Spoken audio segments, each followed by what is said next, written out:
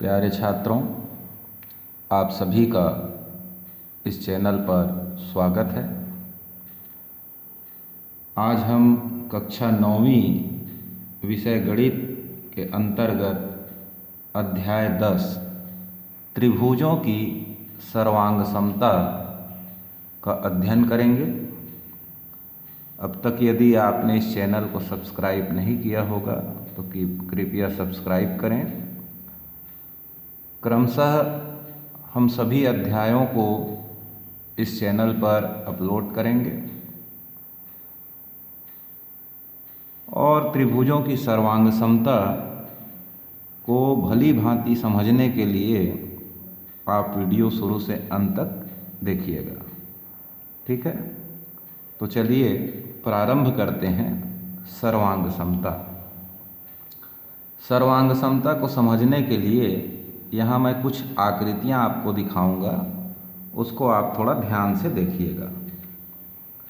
ये देखेंगे एक आयत है, ये भी देखेंगे एक आयत है, और ये रखा, ये भी एक आयत है। यहाँ पर 3 आयत आपके सामने हैं। तो देखेंगे ये दोनों लगभग एक जैसा लग रहा है, नीले कलर वाला और पीले कलर वाला, परंतु ये ग्रीन कलर का जो आयत है तो ये भी आयत, परंतु ये छोटा है। तो ऐसी 2 आकृतियाँ जो एक दूसरे को पूरा पूरा ढक ले। अब ढक ले मतलब देखिए, मैं इस आयत के ऊपर इस छोटे आयत को यदि रखता हूँ तो नीचे बड़ा आयत दिख रहा है, परंतु यदि मैं इसको उल्टा कर दूँ तो अब छोटा आयत नहीं दिख रहा है। इसका मतलब बड़ा आयत छोटे आयत को तो ढक लिया, परंतु पलटने पर भी बड़ा आयत ना दिखे, परंतु ऐसा हो नहीं रहा है। तो ये एक जैसे रूप वाले हैं, तो समरूप आकृति कहलाएंगे।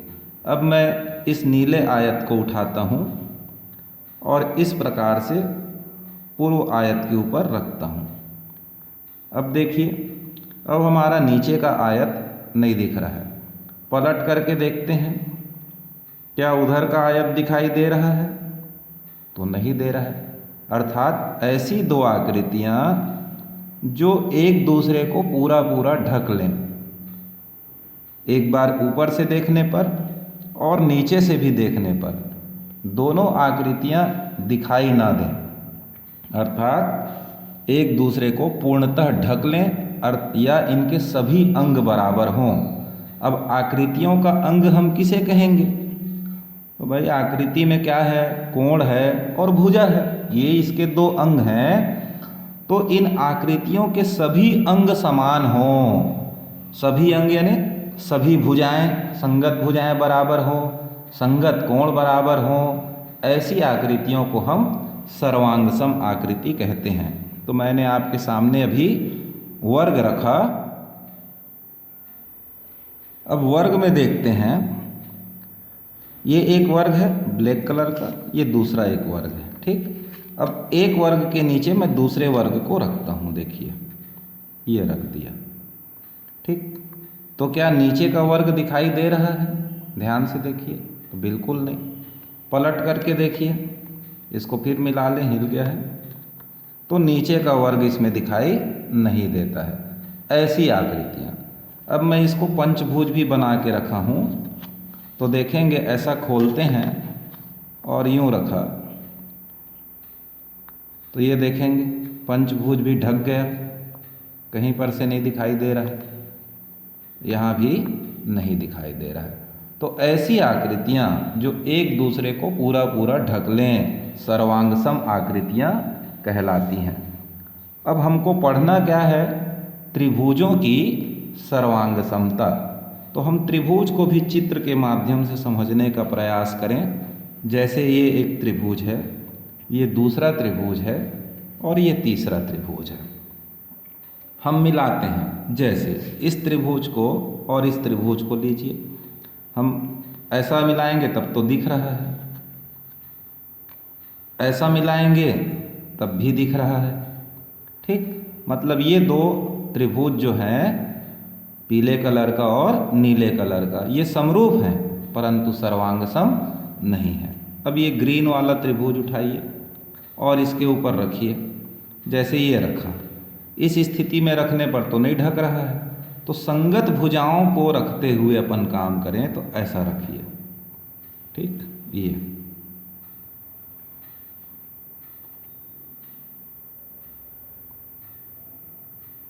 ये रख दिया, तो क्या नीचे का त्रिभुज दिखाई देता है? बिल्कुल नहीं दिखाई देता। अब इसको पलट करके देखिए, ये रखिए, तो क्या नीचे का त्रिभुज दिखाई देता है? नहीं दिखाई देता है। तो इस प्रकार की आकृतियां सर्वांगसम आकृतियां होती हैं जिनके सभी अंग समान हो और जो एक दूसरे को पूरा पूरा ढक ले। अब संगत भुजा और संगत कोण किसको कहेंगे? तो देखिए, मैं इसको जैसे ही अलग करता हूं, ये दो त्रिभुज दिखाई देता है, ठीक है। ये एक त्रिभुज हुआ, ये दूसरा हुआ। तो मिलाते समय हम ऐसा इसको जब मिलाते हैं तो ये भुजा एक नंबर, तो ये भुजा भी एक नंबर होगा, संगत भुजा होगा। ये 2 नंबर का भुजा, तो इसमें भी ये 2 नंबर का भुजा होगा। और ये 3 नंबर का भुजा, तो ये 3 नंबर का भुजा होगा। उसी प्रकार यदि आप कोण का नाम रखें, ये स्मॉल ए कोण, ये स्मॉल बी कोण और ये स्मॉल सी कोण, इसमें भी स्मॉल ए कोण, स्मॉल बी कोण, स्मॉल सी कोण, ये हम संगत कोणों और संगत भुजाओं को समझने का यहाँ प्रयास कर रहे हैं। तो देखेंगे, मैं भुजा नंबर 1 पर ही भुजा नंबर 1 को ले जा के रखूँगा तभी ढकेगा। अगर मैं दूसरी भुजा को यहाँ ले जा करके ऐसा रखता हूँ तो त्रिभुज एक दूसरे को पूरा पूरा नहीं ढक पा रहे हैं। अगर मैं भुजा नंबर 3 से भुजा नंबर 1 को ढकने का प्रयास करूँगा तब भी ऐसा नहीं हो रहा है। अर्थात 1 नंबर वाली भुजा 1 नंबर वाली भुजा के साथ, 2 नंबर वाली भुजा 2 नंबर के साथ और 3 नंबर वाली भुजा 3 नंबर की भुजा के साथ ही मिलाने पर ये एक दूसरे को पूरा पूरा ढकते हैं, ठीक है। अब हम इन दोनों चित्रों को अलग अलग नाम से यदि लिखें, ठीक, मान लीजिए येलो वाला जो हमारा है, इस डायग्राम का नाम मैं यहाँ पर लिखता हूँ ABC, ठीक है। और यहाँ इसका नाम लिखते हैं PQR। तो त्रिभुज ABC सर्वांगसम त्रिभुज है किसके? PQR के। तो सर्वांगसमता का चिन्ह होता है ये बराबर का चिन्ह और इस प्रकार से एक लहर वाला कोष्ठक लगा। ये किसका चिन्ह है? सर्वांगसमता प्रदर्शित करने का। तो त्रिभुज ABC सर्वांगसम PQR मतलब संगत भुजा, जब 2 त्रिभुज सर्वांगसम होंगे तब हमको 3 चीज मिलेंगे। क्या क्या? पहला, संगत भुजा AB बराबर कौन सा होगा? PQ। BC भुजा किसके बराबर होगा? QR के बराबर होगा। और AC भुजा किसके बराबर होगा? तो PR के बराबर होगा। और दूसरी बात होती है कि इनके संगत कोण बराबर होते हैं। कोण A बराबर कोण P होगा, कोण B बराबर Q होगा और कोण C बराबर कोण R होगा। कहने का मतलब ये है कि 2 त्रिभुज सर्वांगसम हैं तो उनकी संगत भुजाएं बराबर होंगी और उनके संगत कोण भी बराबर होंगे। इसे कहा जाता है सर्वांगसम त्रिभुजों के संगत अवयव बराबर होते हैं। क्या कहेंगे? सर्वांगसम त्रिभुजों के संगत अवयव बराबर होते हैं, ठीक है। तो लिखने का क्रम वही रहता है, A शीर्ष के साथ P, B शीर्ष के साथ Q, C शीर्ष के साथ R। तो नाम पड़ा ABC, तो सर्वांगसम त्रिभुज क्या लिखा गया?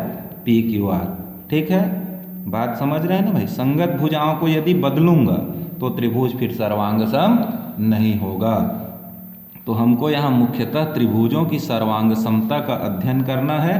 तो 2 त्रिभुज सर्वांगसम होंगे यदि और केवल यदि उनके संगत कोण बराबर हों और उनकी संगत भुजाएं बराबर हों। अब हम देखेंगे दो त्रिभुजों को यदि हमको सर्वांग सम सिद्ध करना हो तो किन किन शर्तों का पालन करना आवश्यक होगा। अभी हमने क्या देखा, यदि त्रिभुज ए बी सी सर्वांग सम त्रिभुज पी क्यू आर है तब उनकी संगत भुजाएं बराबर होंगी और उनके संगत कोण बराबर होंगे। कब? जब त्रिभुज हमने सर्वांग सम बताया तब। अब हमारे पास यदि दो त्रिभुज दिया गया हो और हमको उसे सर्वांग सम सिद्ध करना हो तो किन शर्तों का पालन करेंगे या उसको किस कसौटी पर खरा उतरना होगा, उसे कहते हैं सर्वांग समता की कसौटी। तो वो मैं आपको बताता हूँ। तो इसकी पहली कसौटी है सर्वांग समता की कसौटी। तो पहला है भुजा कोण भुजा सर्वांग समता। ठीक, भुजा कोण भुजा सर्वांग समता मतलब दो त्रिभुज सर्वांग सम हमको प्रूफ करना होगा तब हम इसका प्रयोग करते हैं। तो दो त्रिभुज मैं लिख लेता हूं। तो किसी दो त्रिभुज को सर्वांग सम सिद्ध करने के लिए कुछ कसौटियां हैं। उनमें से पहला है भुजा कोण भुजा सर्वांग समता।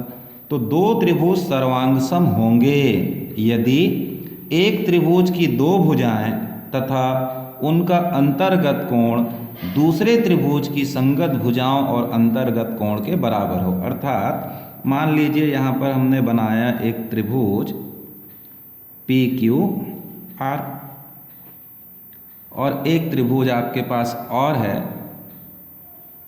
X Y Z.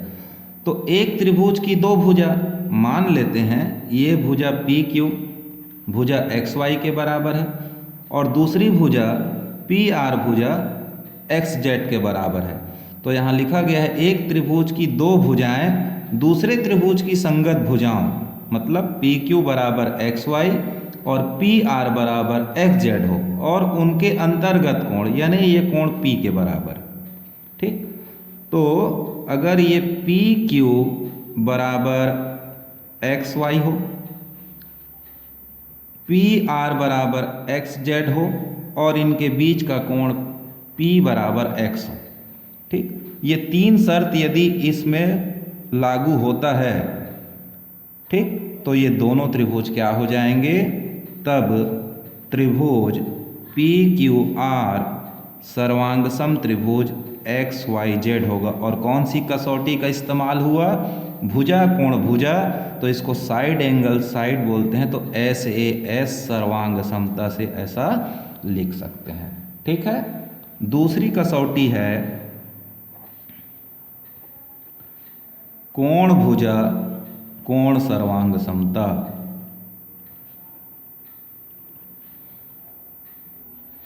तो कोण भुजा कोण सर्वांग समता का कथन है कि दो त्रिभुज सर्वांग सम होंगे यदि एक त्रिभुज के दो कोण तथा उनके बीच की भुजा दूसरे त्रिभुज के संगत कोणों तथा उनके बीच की भुजा के बराबर हो। अब इसको समझने के लिए आप देखेंगे, ये मान लीजिए लेते हैं एक त्रिभुज और ये लिया दूसरा त्रिभुज। ठीक, नाम है ए बी सी और ये है डी ई एफ।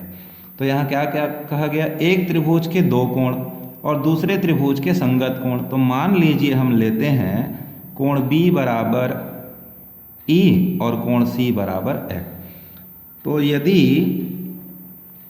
पहले त्रिभुज का कोण बी दूसरे त्रिभुज के कोण ई के बराबर हो, पहले त्रिभुज का कोण सी दूसरे त्रिभुज के एफ के बराबर हो तथा इनके बीच की भुजा यानी बी सी जो है ई एफ के बराबर हो, इन तीन चीज़ों का पालन होना चाहिए।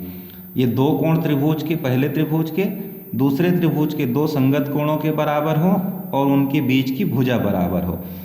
तो त्रिभुज क्या होगा, तब त्रिभुज ए बी सी सर्वांग सम त्रिभुज डी ई एफ होगा। तो यहाँ कौन सा कसौटी लगा हुआ है, कोण भुजा कोण, तो अंग्रेजी में बोलते हैं एंगल साइड एंगल।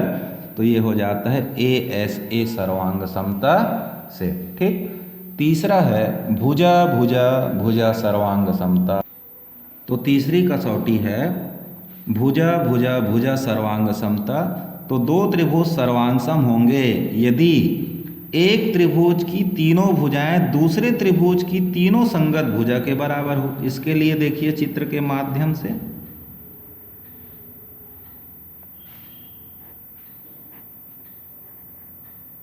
ये ले लेते हैं A B C P Q R.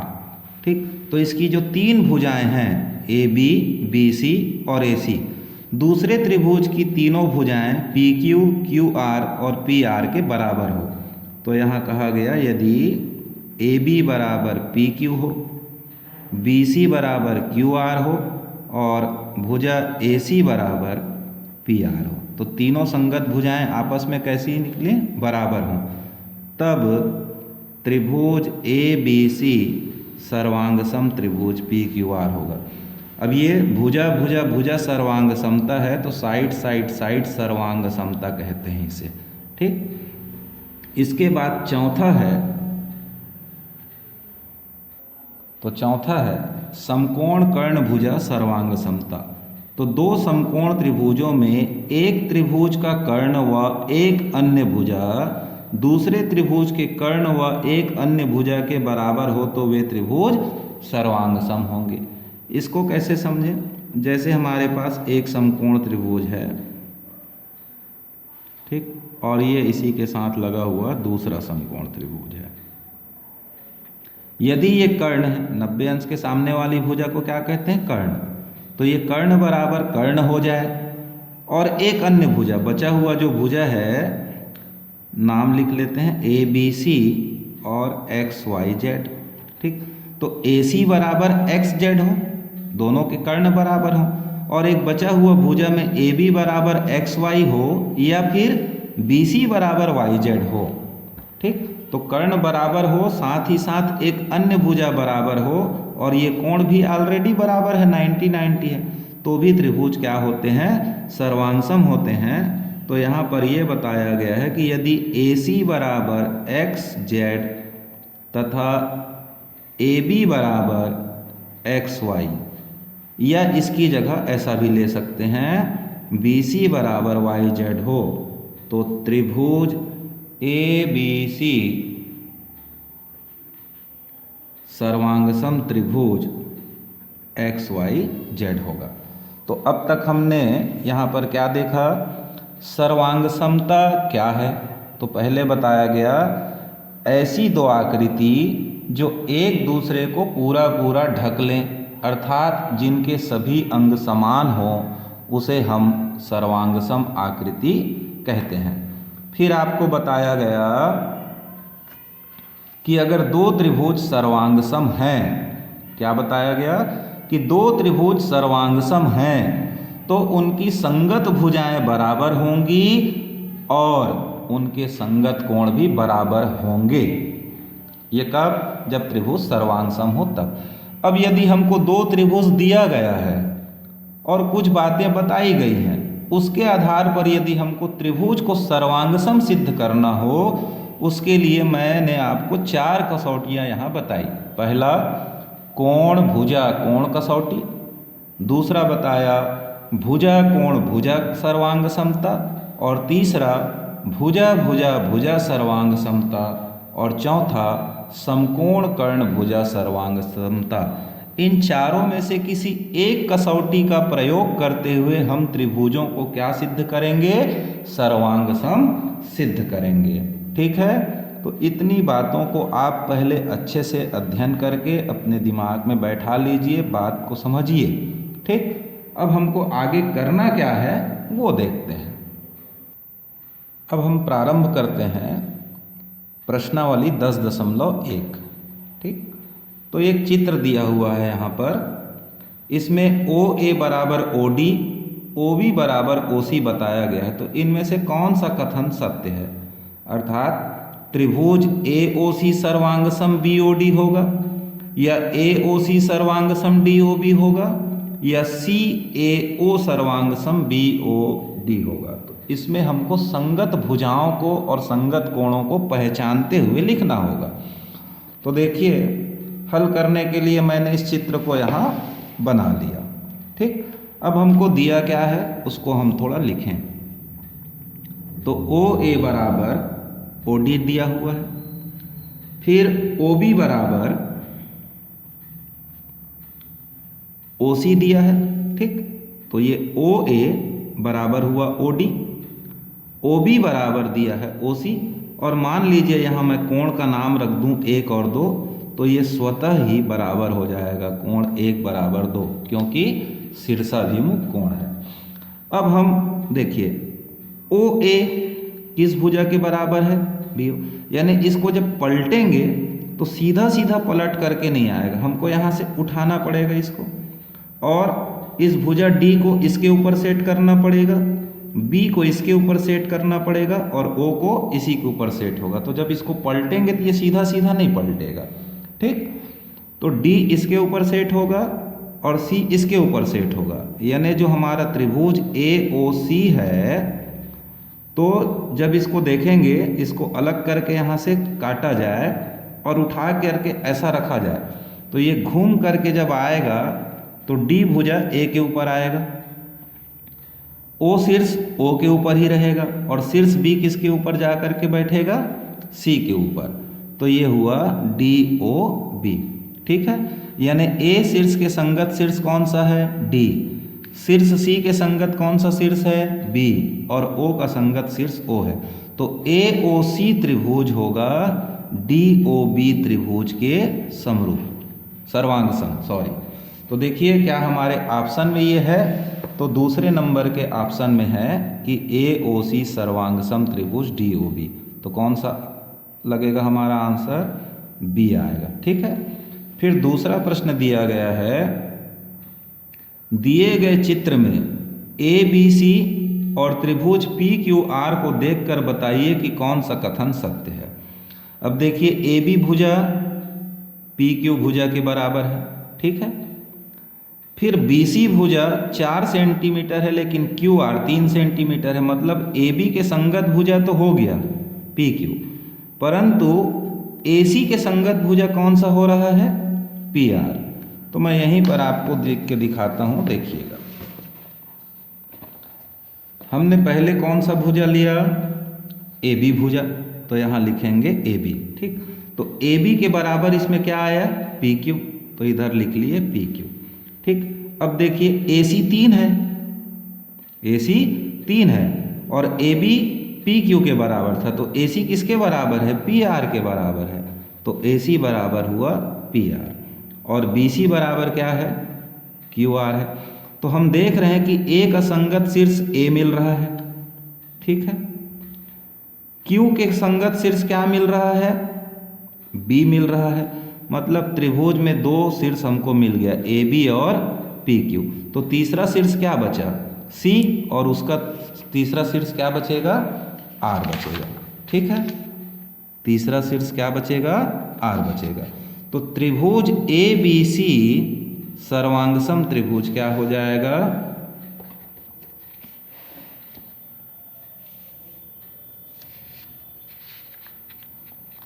ठीक, एक बार और समझने का प्रयास करते हैं। देखिए AB PQ, तो A के संगत P आया। ठीक, पहला नाम। अब इसमें AB बोलते हैं तो इसमें PQ बोलते हैं। अब जब इसमें AC बोलते हैं तो इसमें QR बोलना पड़ रहा है, AC बोल रहे हैं तो क्या बोल रहे हैं, QR। तो यहाँ गलत लिख डाला था मैं, AC के बदले बराबर क्या है, QR है। ठीक, तो C का संगत कोण कौन सा होगा, Q हो जाएगा। ठीक, तो यहाँ त्रिभुज ABC सर्वांगसम त्रिभुज PRQ होगा। देखिए अब ऐसा लिखने से AB बराबर PR, AB बराबर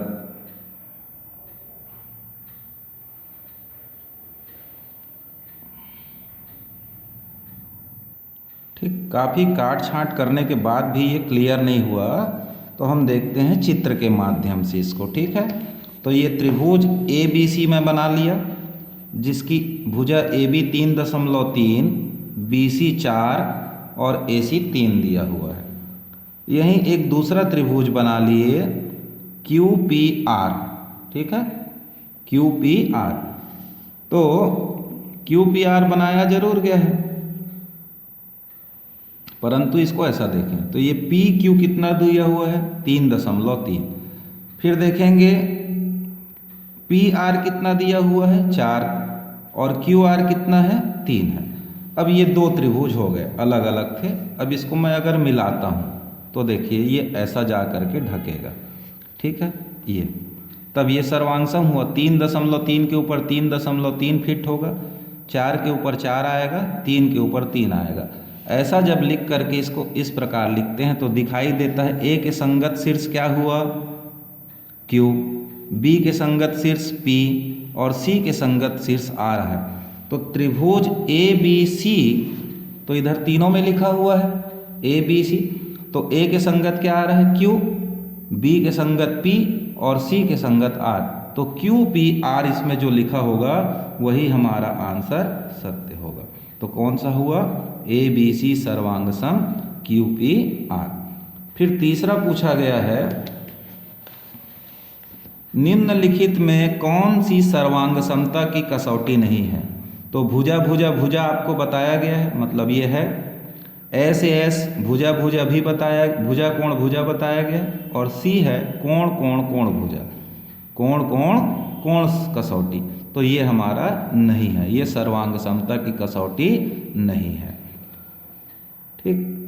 चौथे नंबर पर दो त्रिभुजों के सर्वांगसम होने के लिए दो संगत कोणों के समान होने के अतिरिक्त कम से कम संगत अवयवों का समान होना चाहिए। तो कम से कम एक संगत भुजा क्या होना चाहिए बराबर। अगर दो कोण बराबर हों तो एक भुजा बराबर होना चाहिए। तो इसका आंसर भी देख लेंगे, ठीक। आज यहीं तक अध्ययन करते हैं और प्रश्नावली के शेष प्रश्नों को नेक्स्ट वीडियो में आपको बताएंगे, ठीक।